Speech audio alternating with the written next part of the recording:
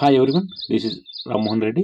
మరి ఈరోజు jobs update చూస్తే మరి అన్ని ఉద్యోగాలపైన సంబంధించి కావచ్చు, మరి గ్రూప్స్ పైన, డిఎస్సి పైన ఒకసారి మనం అప్డేట్ చూస్తే త్వరలో ఉద్యోగాల జాతర 20,000 పోస్టుల భర్తీకి చర్యలు, శాఖల వారి ఖాళీల వివరాల సేకరణ, నియామక సంస్థలకు సమాచారం, మరి కొత్తగా రోస్టర్లు, ప్రభుత్వ కసరత్తు, వీలైనంత త్వరగా నోటిఫికేషన్ల జారీ, ఎస్సీ వర్గీకరణ పూర్తయిన నేపథ్యంలో వేగంగా అడుగులు. మరి గత కొంతకాలంగా కూడా ఎస్సీ వర్గీకరణ పూర్తయిన నేపథ్యంలో అన్ని నోటిఫికేషన్లపై ఐడెంటిఫై తీసుకున్న విషయం కసరత్తు జరుగుతుంది. అందులో భాగంగా వివిధ డిపార్ట్మెంట్ల నుంచి రోస్టర్ ప్రకారం కావచ్చు, వాటి ఖాళీల వివరాల సేకరణ జరుగుతుంది. మరి ఇవన్నీ కూడా సేకరించి ఆర్థిక శాఖకు అనుమతి ఇచ్చి ప్రభుత్వం ఆమోదించిన తర్వాత నోటిఫికేషన్ వస్తాయి. ఇక మరి ఓవరాల్ అనేది 20,000 ఉద్యోగాలకు సంబంధించి కావచ్చు, మరి వివిధ డిపార్ట్మెంట్లో మరి ఖాళీలు సేకరించి జాబ్ క్యాలెండర్ రీషెడ్యూల్ చేస్తారంటే ఇవ్వడం జరిగింది. బ్యాక్లాగ్ పోస్టులు కావచ్చు, మరి ఇతరత్ర అంశాలు అన్ని కూడా ఇవ్వడం జరిగింది. ఏప్రిల్ 14 మరి ఎస్సీ వర్గీకరణ అమలులోకి రావడం, మరి మిగతా ఉద్యోగ క్యాలెండర్ పేర్కొన్న వారికి గ్రూప్స్, టీచర్, పోలీస్, ఎలక్ట్రికల్, గురుకుల వైద్య విద్య సంబంధించి కావచ్చు, అన్నీ కూడా ఇవ్వడం జరుగుతుందని మొత్తం 20,000 పోస్టులు ఉంటాయని ఇక్కడ ఇవ్వడం జరిగింది. ఇక మరొక అప్డేట్ చూస్తే మరి ఉద్యోగాల భర్తీ ఇలా ఉండొచ్చని ఇక్కడ అంగన్వాడీ 14,000, ఆర్టీసీ 10,000, మళ్ళీ police constable, beat officer, forest సంబంధించి, గురుకులకు సంబంధించి 2,000 బ్యాక్లాగ్, టీచర్ పోస్టులు. మరి టెట్ పరీక్షలు ముగిసిన వెంటనే మరో 5,000 టీచర్ పోస్టుల భర్తీకి నోటిఫికేషన్ విడుదల చేయవచ్చని ఇవ్వడం జరిగింది. మరి గ్రూప్ 1, గ్రూప్ 2, గ్రూప్ 3 పోస్ట్ సంబంధించి కూడా ఇవ్వడం జరిగింది.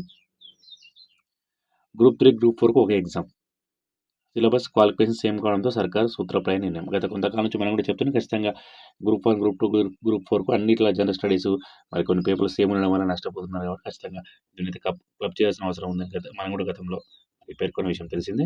ఇక గ్రూప్ 3 సంబంధించి మరి 3 పేపర్లు, గ్రూప్ 4 2 పేపర్లు ఉన్నాయి కాబట్టి మరి గ్రూప్ 4 కూడా నాకు తెలిసి ఖచ్చితంగా పేపర్ 2 అయితే మారాల్సిన అవసరం ఉంది. ఎందుకంటే పేపర్ 2 వల్ల బీటెక్, ఎంటెక్ వాళ్ళకు మ్యాథ్స్ సంబంధించి బ్యాక్గ్రౌండ్ వాళ్ళకి ఎక్కువ జాబ్స్ వస్తున్నాయి. ఖచ్చితంగా పేపర్ 2 మ్యాథ్స్ 150 ఉండడం వల్ల కూడా అభ్యర్థులకు నష్టం జరుగుతుంది. ఇక త్వరలో వివిధ శాఖలు 27,000 ఉద్యోగాల భర్తీ కసరత్తు, ఇందులో పోలీస్ శాఖలో 14,000, ఇంజనీరింగ్ పోస్టులు 2,000, గ్రూప్ 3, గ్రూప్ 4లో 1000 దాకా పోస్టులు, మరిన్ని పెరిగే ఛాన్స్. డైరెక్ట్ రిక్రూట్మెంట్ కింద 7,000 పోస్టులు, జీపీఓ పోస్టులు. జాబ్ క్యాలెండర్ రీషెడ్యూల్ చేసి నోటిఫికేషన్ ఇవ్వనున్న ప్రభుత్వం. గ్రూప్ 1, గ్రూప్ 2 ఆల్రెడీ మరి పోస్టు గతంలో ఎక్కువ పోస్టులు వేశారు కాబట్టి 1000 దాకా. గ్రూప్ 1, గ్రూప్ 2 పెరిగే అవకాశం లేదు. గ్రూప్ 3, గ్రూప్ 4 మాత్రం పెరిగే అవకాశం ఉన్నట్టు ఇవ్వడం జరిగింది.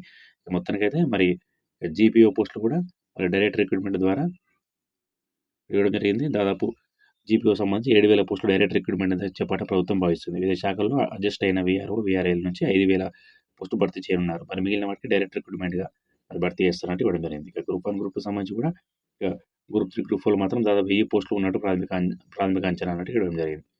జాబ్ క్యాలెండర్ రీషెడ్యూల్ చేసి మరి ఖచ్చితంగా అన్ని నోటిఫికేషన్ ఇవ్వాలని ఇక్కడ ఇవ్వడం జరిగింది. వెలుగు పేపర్లో మాత్రం డిఎస్సి పైన రాయలేదు. మరి ఆంధ్రప్రభలో డిఎస్సి గురించి రాసి ఖచ్చితంగా డిఎస్సి అయితే మనకి 5,000-6,000 పోస్టులు ఖాళీ ఉన్నాయి గతం నుంచి పేర్కొన్న విషయం తెలిసింది. ఖచ్చితంగా పోస్టులు పెంచాల్సిన అవసరం ఉంది. డిఎస్సి కూడా 10,000 పోస్టుతో మనకి డిఎస్సి ఇస్తే అభ్యర్థులు కూడా ఉపయోగకరంగా ఉంటుంది.